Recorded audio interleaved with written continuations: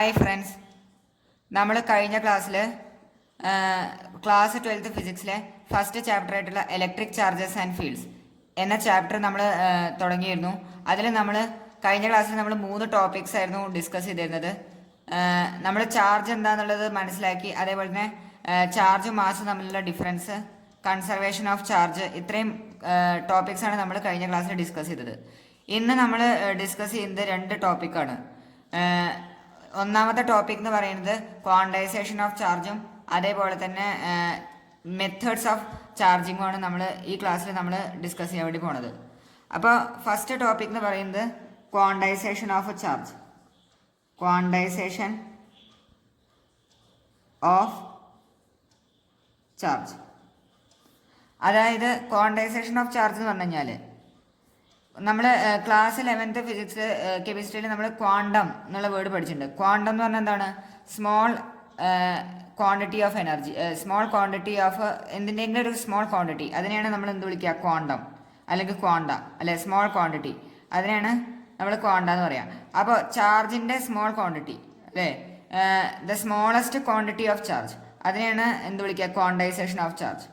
The smallest quantity of charge that can exist independently. അതായത് എല്ലാ തരത്തിലുള്ള എല്ലാ ക്വാണ്ടിറ്റിയിലുള്ള ചാർജും ഈ നേച്ചറിൽ എന്ത് ചെയ്യാൻ പറ്റില്ല, ഇൻഡിപെൻഡൻ്റ് ആയിട്ട് എക്സിസ്റ്റ് ചെയ്യാൻ വേണ്ടിയിട്ട് സാധിക്കില്ല.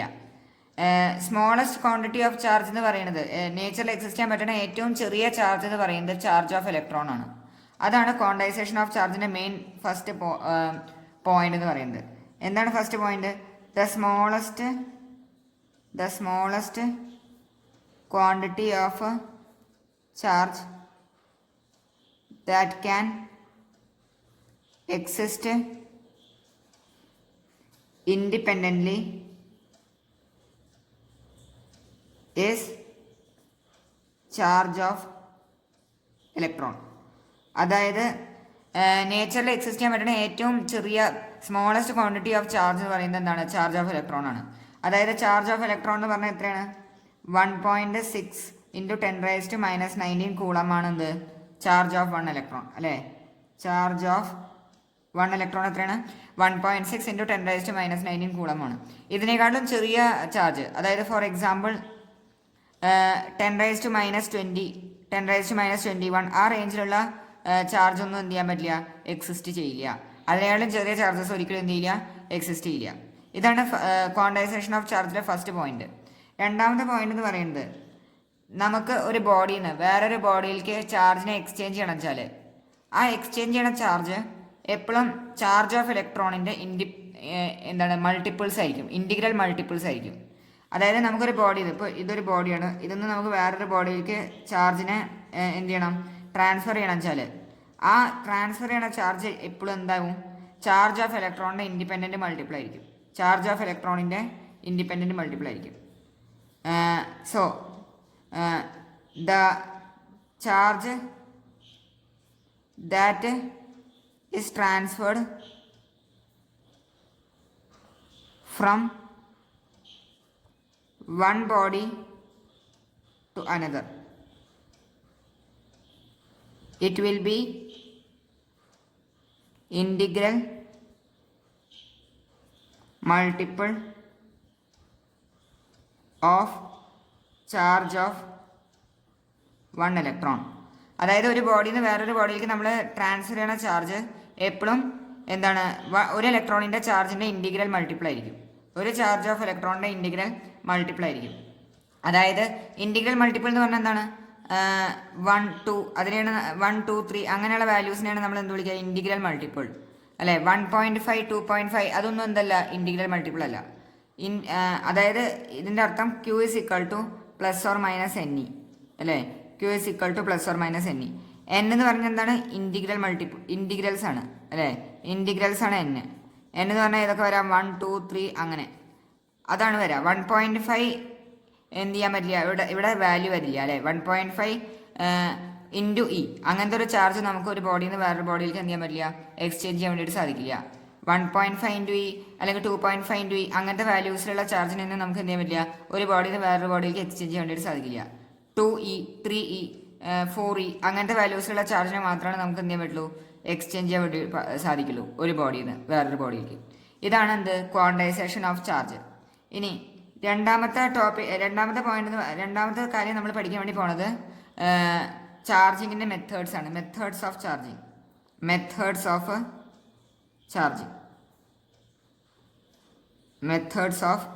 ചാർജിങ്. അതായത് ഒരു ബോഡിയിൽ നിന്ന് നമ്മൾ വേറൊരു ബോഡിയിലേക്ക് ചാർജിനെ ട്രാൻസ്ഫർ ചെയ്യാൻ നമ്മൾ 3 രീതിയിൽ കൂടെ നമുക്ക് ട്രാൻസ്ഫർ ചെയ്യാൻ സാധിക്കും ചാർജിനെ. ഒന്നാമത്തെ മെത്തേഡ് എന്ന് പറയുന്നത് ചാർജിങ് ബൈ കണ്ടക്ഷൻ. എന്താണ് ചാർജിങ് ബൈ കണ്ടക്ഷൻ എന്ന് നോക്കാം. ചാർജിങ് ബൈ കണ്ടക്ഷനിൽ ഇവിടെ ഡയറക്റ്റ് കോണ്ടാക്റ്റ് ആണ്. ഇവിടെ എന്താണ് ഡയറക്റ്റ് കോണ്ടാക്റ്റ് ആണ്. അതായത് ഒരു ബോഡിയിൽ ചാർജ് ഉണ്ടാവും, മറ്റേ ബോഡിയിൽ ചാർജ് ഇല്ല എന്ന് വിചാരിക്കുക, ന്യൂട്രൽ ബോഡിയാണെന്ന് വിചാരിക്കുക. അപ്പോൾ അവർ രണ്ടിനെ നമ്മൾ ഡയറക്റ്റ് കോണ്ടാക്റ്റിൽ കൊണ്ടുവരുന്ന സമയത്ത് ചാർജ് ഉള്ള ബോഡിയിൽ നിന്ന് ചാർജ് ഇല്ലാത്ത ബോഡിയിലേക്ക് എന്ത് ചെയ്യും, ചാർജ് ട്രാൻസ്ഫർ ചെയ്യും. അവിടെ ഇതൊരു ബോഡി, ഇതിൽ ക്യൂ ചാർജ് ഉണ്ട്. അതേപോലെ തന്നെ വേറൊരു ബോഡി, ഇത് ന്യൂട്രലാണ്. ഇതെന്താണ് ന്യൂട്രലാണ്, അതായത് ചാർജ്ലെസ് ആണ്. ഇതിനെന്തില്ല, ഒരു ചാർജും ഇല്ല. ഇവരെ രണ്ടുപേരെയും നമ്മൾ എന്തിലേക്ക് കൊണ്ടുവരികയാണ്, കോണ്ടാക്റ്റിൽ കൊണ്ടുവരികയാണ്. രണ്ടിനെയും അടുത്തേക്ക് കൊണ്ടുവരികയാണ്. അവ കൊണ്ടുവരുന്ന സമയത്ത് ഇതിലുള്ള ചാർജ് Q/2 ആവും. പകുതി ചാർജ് ഇതിലേക്ക് പോവും. ഇതിലേക്ക് എന്ത് വരും, Q/2 വരും. ഇതിനെയാണ് എന്ത് വിളിക്കുക, charging by conduction. Charging by conduction എന്ന് പറയുന്നത് ഡയറക്റ്റ് കോണ്ടാക്റ്റ് ആണ്. അങ്ങനെ നടക്കണ ചാർജിങ്ങിനാണ് ചാർജിങ് ബൈ കണ്ടക്ഷൻ എന്ന് പറയും. രണ്ടാമത്താണ് ചാർജിങ് ബൈ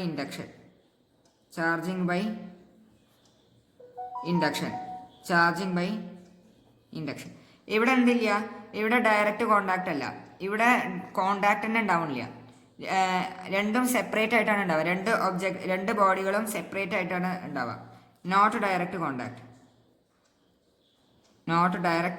കോണ്ടാക്ട്.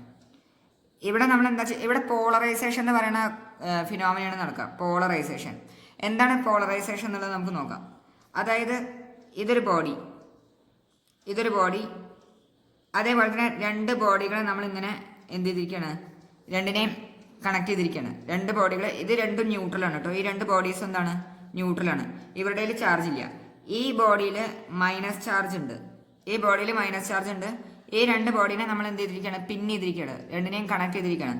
ഇതിൽ രണ്ടും എന്തില്ല, ചാർജ് ഇല്ല. ഇത് രണ്ടും ന്യൂട്രലാണ്.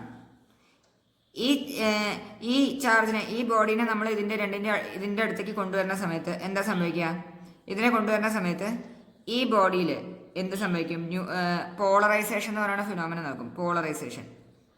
പോളറൈസേഷൻ ഇവിടേക്ക് നമ്മൾ കൊണ്ടുവരുന്ന ഒരു മൈനസ് ചാർജ് ആയിട്ടുള്ള ഒരു ബോഡീനല്ലേ. മൈനസ് ചാർജ് ആയിട്ടുള്ള ബോഡീനെ ഇങ്ങോട്ട് കൊണ്ടുവരുന്നുണ്ട് ഈ ഭാഗത്തേക്ക് പ്ലസ് ചാർജ് ഫോം ആവും. അതേപോലെ തന്നെ ഈ ഭാഗത്ത് മൈനസ് ചാർജ് ഫോം ആവും. പോളറൈസേഷൻ എന്ന് പറയുന്ന ഫിനോമിനയാണ്. ഇങ്ങോട്ട് പോസിറ്റീവ് ചാർജ് ആയിട്ടുള്ള അയോൺസ് വരും, ഇങ്ങോട്ട് നെഗറ്റീവ് ചാർജ് ആയിട്ടുള്ള അയോൺസ് വരും. കാരണം പോസിറ്റീവ് ചാർജിലുള്ള അയോൺസ് ആണ് എന്ത് ചെയ്യുക, മൈനസ് ചാർജിലേക്ക് അട്രാക്ട് ചെയ്യുക. അത് കാരണമാണ് മൈനസ് ചാർജിനെ ഇങ്ങോട്ട് കൊണ്ടുവരുകൊണ്ടാണ് ഇവിടേക്ക് പോസിറ്റീവ് ചാർജ് വന്നതും മൈനസ് ചാർജ് വന്നത് ഇങ്ങോട്ടും നെഗറ്റീവ് ചാർജ് വന്നതും ഇങ്ങോട്ടും. ഇനി ഈ മൈനസ് ചാർജ് ഇങ്ങോട്ട് ഷിഫ്റ്റ് ആവും. ഈ മൈനസ് ചാർജ് ഈ ബോഡിയിലേക്ക് വരും. അവസാനം ഇതിനെ നമ്മൾ ഇതിനെ സെപ്പറേറ്റ് ചെയ്ത് കഴിഞ്ഞാൽ ഈ ബോഡിയിൽ മൈനസ് ചാർജ് ഫോം ആവും. ഈ ബോഡിയിൽ ഈ മൈനസ് അല്ലാതെ ഈ ബോഡിയിലേക്ക് വന്നല്ലോ. അപ്പോൾ ഈ ബോഡിയിൽ എന്ത് വരും, പ്ലസ് ചാർജ്. അതേപോലെ തന്നെ ഈ നെഗറ്റീവ് ചാർജ് എല്ലാം സെക്കൻഡ് ബോഡിയിലേക്ക് വന്നു. ഇവിടെ മൈനസ് ചാർജ്. ഇങ്ങനെയാണ് വരിക. ഇതിനെയാണ് ചാർജിങ് ബൈ ഇൻഡക്ഷൻ എന്ന് വിളിക്കൂലേ. ഇതിനെയാണ് ചാർജിങ് ബൈ ഇൻഡക്ഷൻ. ആദ്യം ഇതിൽ ഒരു ചാർജ് ഉണ്ടായിരുന്നില്ല. ഇപ്പം എന്തായി, ഈ ബോഡിയിൽ പോസിറ്റീവ് ചാർജ് ഫോമായി, ഈ ബോഡിയിൽ നെഗറ്റീവ് ചാർജ് ഫോമായി. ഇതാണ് ചാർജിങ് ബൈ ഇൻഡക്ഷൻ. മൂന്നാമത്തേതാണ് charging by friction. Charging by friction നമ്മൾ 9th ചാപ്റ്ററിൽ 9ാം ക്ലാസ്സിലെ ചാപ്റ്ററിൽ നമ്മൾ പഠിച്ചിട്ടുള്ളതാണ്. 9ാം ക്ലാസ്സിൽ നമ്മൾ പഠിച്ചിട്ടുണ്ടാവും ചാർജിങ് ബൈ ഫ്രിക്ഷൻ എന്നുള്ള ടോപ്പിക്. സ്റ്റാറ്റിക് ഫ്രിക്ഷൻ എന്ന് പറയുന്ന ചാപ്റ്ററിൽ അതുണ്ടാവും. അതിലുള്ളതാണ്. എന്താണ്, രണ്ട് ബോഡീനെ നമ്മൾ എന്ത് ചെയ്യാണ്, റബ്ബ് ചെയ്യാണ്. റബ്ബ് ചെയ്യണ സമയത്ത് ഒരു ബോഡിയിൽ പോസിറ്റീവ് ചാർജ് ഫോം ആവും, അതേപോലെ തന്നെ മറ്റേ ബോഡിയിൽ നെഗറ്റീവ് ചാർജ് ഫോം ആവും അല്ലേ. രണ്ട് ബോഡീനെ നമ്മൾ എന്ത് ചെയ്യണം, റബ്ബ് ചെയ്യണ സമയത്ത് ഒരു ബോഡിയിൽ പോസിറ്റീവ് ചാർജ് ഫോം ആവും, ഒരു ബോഡിയിൽ നെഗറ്റീവ് ചാർജ് ഫോം ആവും. അതാണ് ചാർജിങ് ബൈ ഫ്രിക്ഷൻ്റെ എക്സാമ്പിൾ. അതിനെ നമ്മൾ എക്സാമ്പിളായിട്ട് പഠിച്ചിട്ട് എബോനൈറ്റും അതേപോലെ തന്നെ വൂളിൻ്റെ ഒക്കെ എക്സാമ്പിൾ നമ്മൾ പഠിച്ചിട്ടുണ്ട്. എബോനൈറ്റ്, വൂള് അതാണ് എന്ത് ചാർജിങ് ബൈ ഫ്രിക്ഷൻ. സോ ഇതാണ് methods of charging. 3 type methods of charging ആണുള്ളത്. Charging by conduction, charging by induction, charging by friction. അതിൽ ചാർജിങ് ബൈ കണ്ടക്ഷൻ എന്ന് പറയുന്നത് ഡയറക്റ്റ് കോൺടാക്റ്റിലാണ്. അതായത് രണ്ട് ബോഡിയും അവർ മ്യൂച്വലി കോൺടാക്റ്റിലായിരിക്കും ഉണ്ടാവുക. ചാർജിങ് ബൈ ഇൻഡക്ഷനിൽ അവരെന്തല്ല കോൺടാക്റ്റിലല്ല ഉണ്ടാവുക, അവിടെ പോളറൈസേഷൻ എന്ന് പറയുന്ന ഒരു ഫിനോമിനയാണ് ഉണ്ടാവുക. പോളറൈസേഷൻ എന്ന് പറയുന്ന ഫിനോമിനയാണ്. മൂന്നാമത്തെ ഒരു ചാർജിനെ കൊണ്ടുവരുന്ന സമയത്ത് ആ ബോഡിയിൽ പോളറൈസേഷൻ നടന്നിട്ട് രണ്ട് ചാർജസ് ഫോം ആവും, പോസിറ്റീവ് ചാർജ് നെഗറ്റീവ് ചാർജ്. അതിനെയാണ് എന്ത് വിളിക്കുക? Charging by induction. Charging by friction എന്ന് പറയുന്നത് രണ്ട് ബോഡീനെ നമ്മൾ റബ്ബ് ചെയ്യുന്ന സമയത്ത് ഒരു ബോഡിയിൽ പോസിറ്റീവ് ചാർജ് ഫോം ആവും, മറ്റേ ബോഡിയിൽ നെഗറ്റീവ് ചാർജ് ഫോം ആവും. ഇന്നെടുത്തിട്ടുള്ള 2 ടോപ്പിക്കും എല്ലാവർക്കും മനസ്സിലായെന്ന് വിചാരിക്കുന്നു. എന്തെങ്കിലും സംശയങ്ങൾ ഉണ്ടെങ്കിൽ നിങ്ങൾക്ക് കമൻറ്റ് ബോക്സിൽ ചോദിക്കാവുന്നതാണ്. സംശയങ്ങളൊന്നും ഇല്ലെങ്കിൽ ലൈക്ക് ചെയ്യുക, സബ്സ്ക്രൈബ് ചെയ്യുക, കൂടുതൽ ആൾക്കാർക്ക് ഷെയർ ചെയ്യുക. Thank you.